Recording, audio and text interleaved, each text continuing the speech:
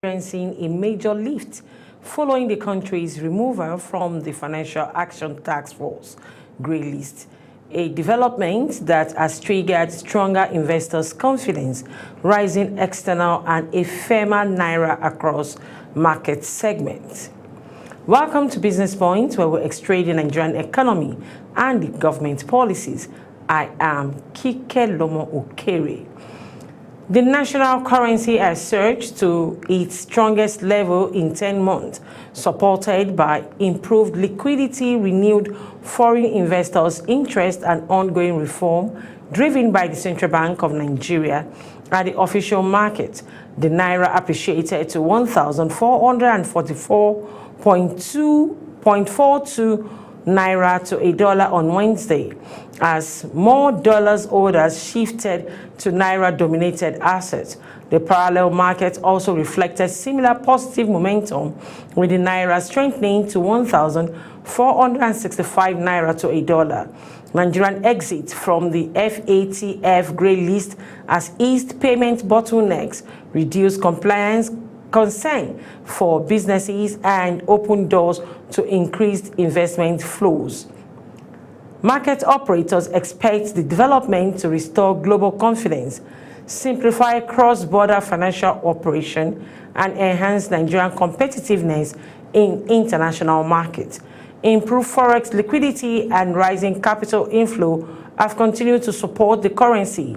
Nigeria's external reserve climbed to $43.10 billion as of October 28, 2025, marking one of the strongest reserve positions in recent years.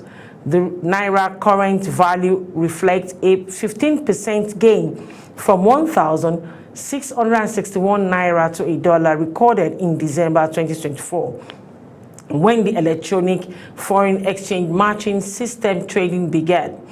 CBN forex policy measures, including tighter market regulation, strengthening enforcement against illicit flows, and increased supply to end users, have reduced speculation and narrowed the spread between official and parallel markets.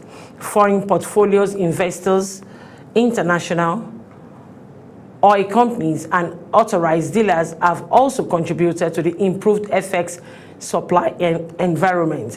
Nigerian removal from the grey list placed it alongside South Africa, Mozambique, and Burkina Faso countries recently cleared by FATF after meeting regulatory and enforcement benchmarks. This global acknowledgement enhances Nigerian financial credibility, reduces perceived risk level, and lower costs associated with investments and cross-border transactions. CBN data also shows improving macroeconomic fundamental. Gross reserves stood at $43.05 billion as of September 11, 2025, compared to $40.51 billion as at end of July. The current account balance recorded a surplus of $5.28 billion in the second quarter of 2025, up from $2.85 billion in the first quarter. Market analysts report a sharp decline in speculative trading, with some currency dealers incurring losses due to narrower margin between buy and sell price. The trend is expected to persist as dollar inflow increases and the naira continues to stabilize. Overall, Nigerian FATF delisting marks a significant step in restoring confidence, strengthening financial system integrity, and positioning the economy for improved capital inflow and long-term currency stability.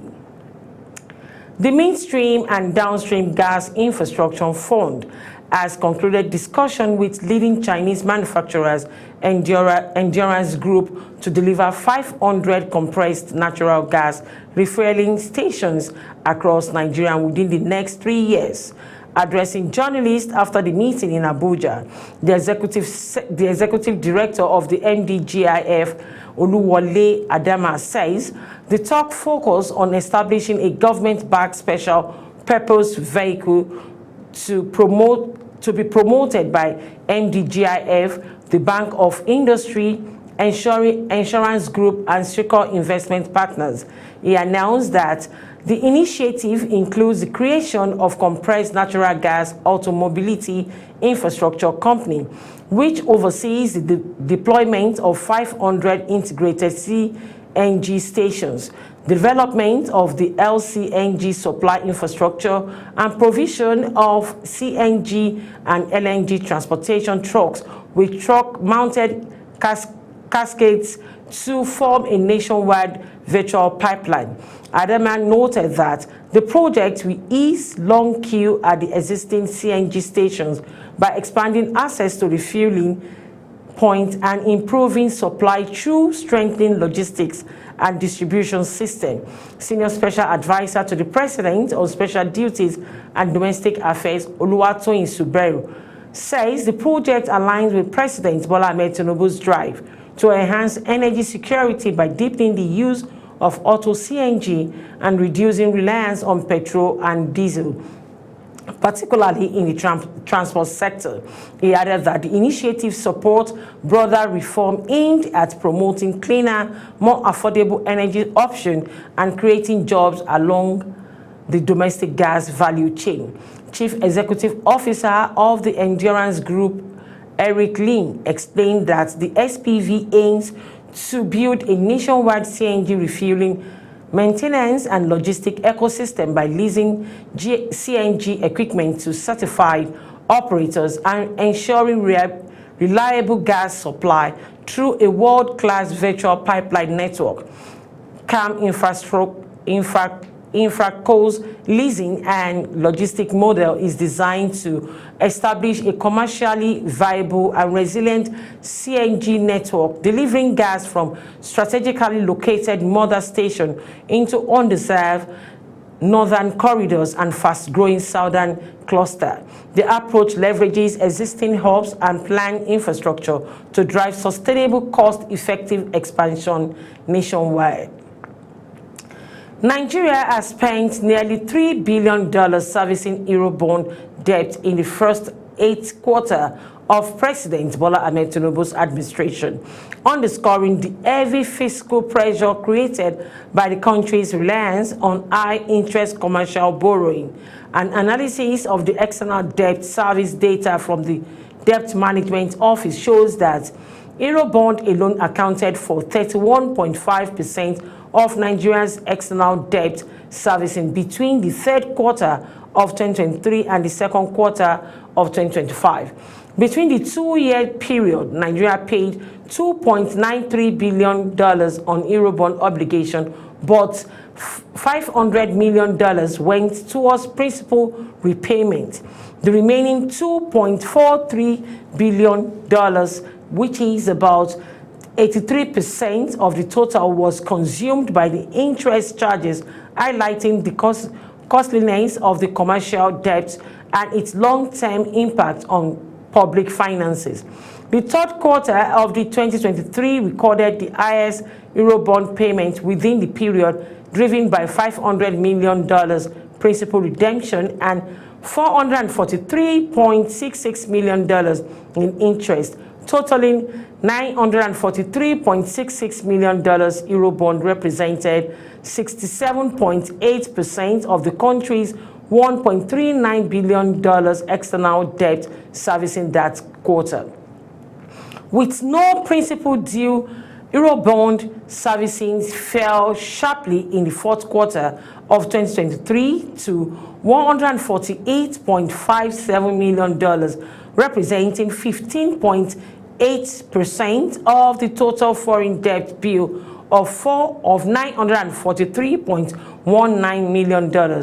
However, payments resumed their upward climb in the 1st quarter of 2024 with $282.57 million in interest, accounting for about 25.2% of the quarter's $1.12 billion external debt service. In the 2nd quarter of 2024, followed the pattern as interest obligation increased to $293.73 million, giving Eurobond a 26.2% share of the total of $1.12 billion spent on external debt.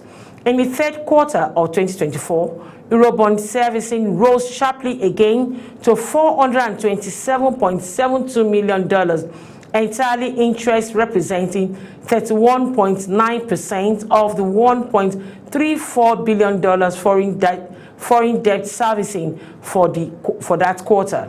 A decline returned in the fourth quarter of 2024, with Eurobond servicing at $148.57 million, and its share dropping to 13.8% of that quarter's $1.08 billion external bill.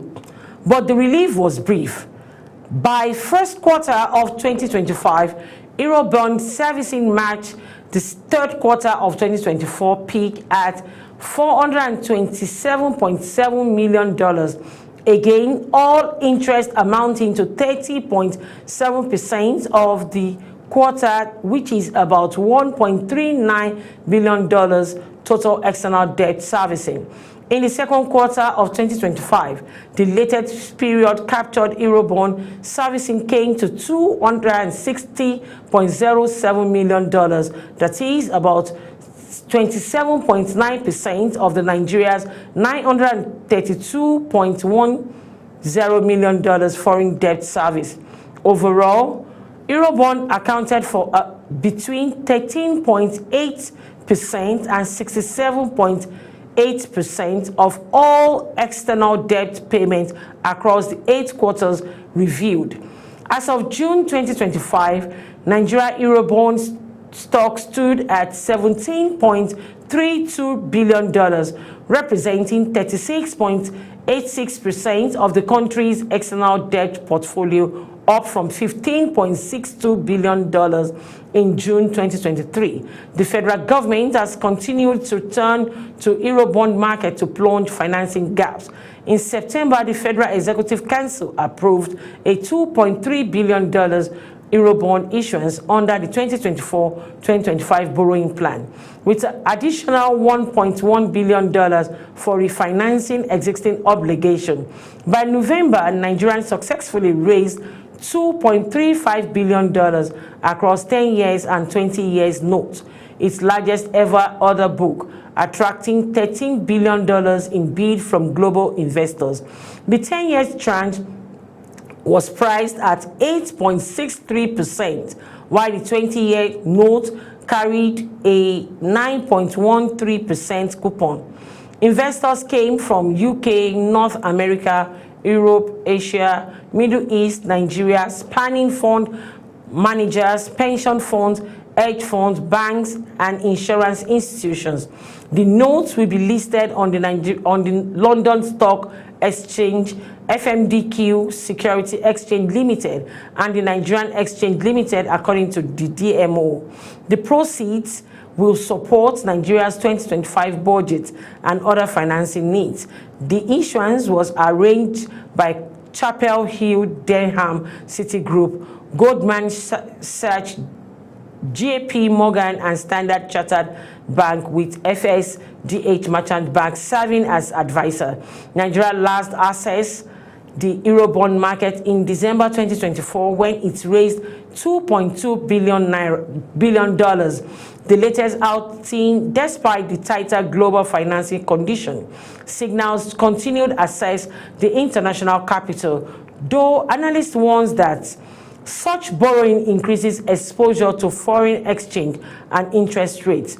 Investments from Cardinal Stone projects that Nigeria's foreign reserve could reach $45 billion by the end of 2025 due to improved investors' inflow from the Eurobond. However, analysts warn that exchange rate instability or weak fiscal discipline could erode the gains. Financial experts remain divided over Nigeria's rising dependence on Eurobonds. Some argue that the instrument offers quicker flexible access to capital without the condition attached to multilateral loans. Other cautions that Eurobond carries heavier interest burdens, encourage serial refinancing, and expose the country to significant FX risks.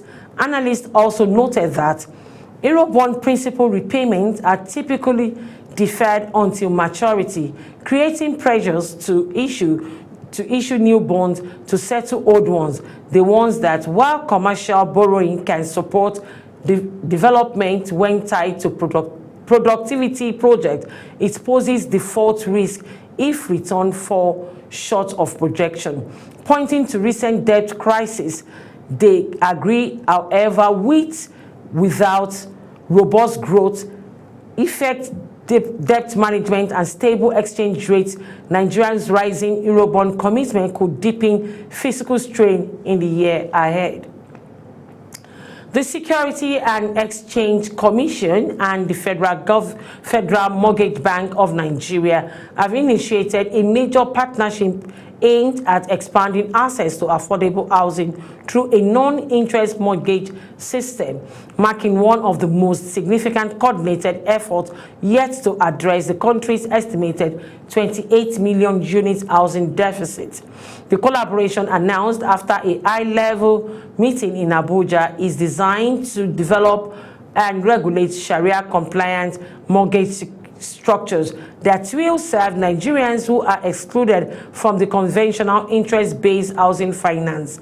The framework will focus on deepening financial inclusion while mobilizing new investment into the housing sector. Under the arrangement, the SEC will provide regulatory guidance for the creation of sukuk and other interest capital market instruments that can be deployed to fund large-scale mortgage programs.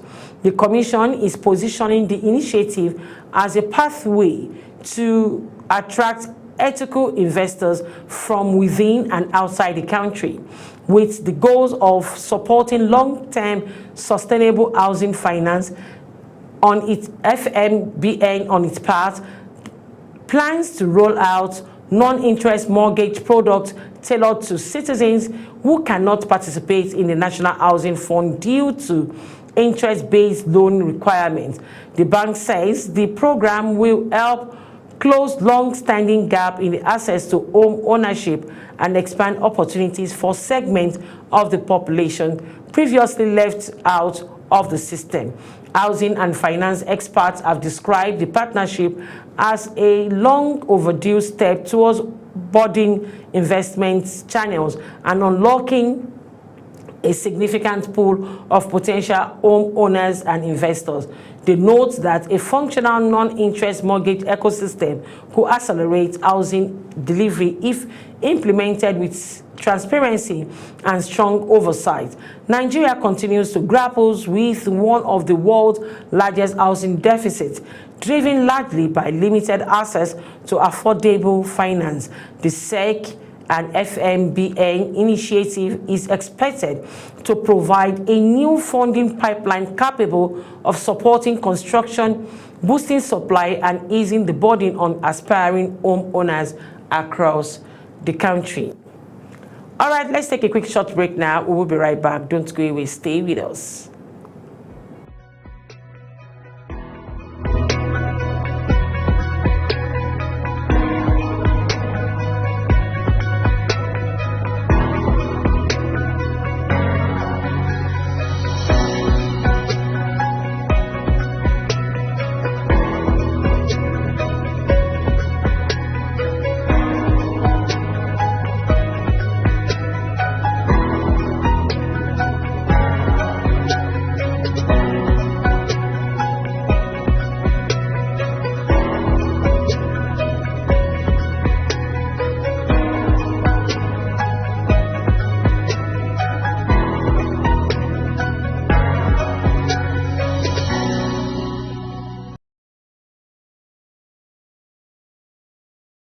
Welcome back. If you're just joining us, it's Business Points, where we extract the Nigerian economy and the government policies. The National Insurance Commission and the Ministry of Interior have opened discussion on a nationwide travel insurance framework aimed at reducing the federal government's heavy annual spending on repatriation, a cost currently running into billions of naira. The proposal was tabled during the working visit by NICOM leadership to the Minister of Interior Olubunmi Tunji-Ojo in Abuja as part of broader effort to deepen insurance penetration and strengthening economic safeguard. Led by the Commissioner for Insurance, Olusegun Omoseyin, the delegation explored policy gaps, liability management, and opportunities for innovative insurance products that could significantly ease pressure on public finance. A central outcome of the meeting is the plan to set up a technical working group that will design a travel and repatriation insurance policy, particularly for short-stay visitors entering Nigeria. The initiative is expected to curb the government's recurrent expenditure on repatriating stranded or undocumented individuals. The deliberation also highlighted opportunities for smarter risk management within government institutions. NICOM emphasized that the need for ministries and agencies to shift certain liabilities to insurers, adopting more efficient and cost-effective mechanisms for handling national risk. Another major focus was data integrate. Both parties endorsed the creation of a single source verification system with the National Identity Management Commission, expected to play a key role. The integration is expected to strengthen identity verification, reduce fraud, and streamline insurance operations nationwide. The upcoming technical working group will also explore a centralized material management system, improve interagency data sharing, and drive implementation of new insurance solutions developed through the partnership. During the engagement, NICOM restated its commitment to offering advisory support to the government, strengthening solvency monitoring for the operators, and promoting industry innovation. The Ministry of Interior, in turn, acknowledged the insurance sector as a critical pillar of economic development and pledged support for initiatives that enhance protection while improving national resource management. Before we call it a wrap today, let's take a quick look at the stock market. The Nigerian equity market closed last week on a downward trend as apprehension over proposed adjustment to capital gain tax prompted heavy sell-off by institutional investors. The market fell by 1.7% week on week, with the NGX all-share index dropping to 147,013.59 points from 149,524 points recorded the previous week. Market capitalization equally declined by about 1.497 trillion naira, closing at 93.501 trillion naira compared to 94.998 trillion naira earlier. The downturn followed reaction to federal government tax plan reform, which seeks to revise CGT rate from January. However, trading sentiment began to recover midweek after a meeting between the Minister of Finance and Coordinating Minister of the Economy, Wale Edun, and capital market operators. His assurance of the review of concerns around the policy helped stabilize investors' confidence, triggering a rebound from Wednesdays through Friday. Capital activities improved significantly during the week. Investors traded 7.35 billion shares valued at 156.42 billion naira in 134,383 deals, a sharp rise from 3.575 billion naira share worth 107.11 billion naira exchange in 146,429 deals the week before. All right, this is where we'll call it a wrap on Business Point today. Join me again tomorrow on Global Television, channel 365 on DSTV, and 276 on Star Times. To stay connected, kindly follow us on all our social media platforms as Global TV NG. Till I come your way again, I am Kike Lomo Okeri. I celebrate you all.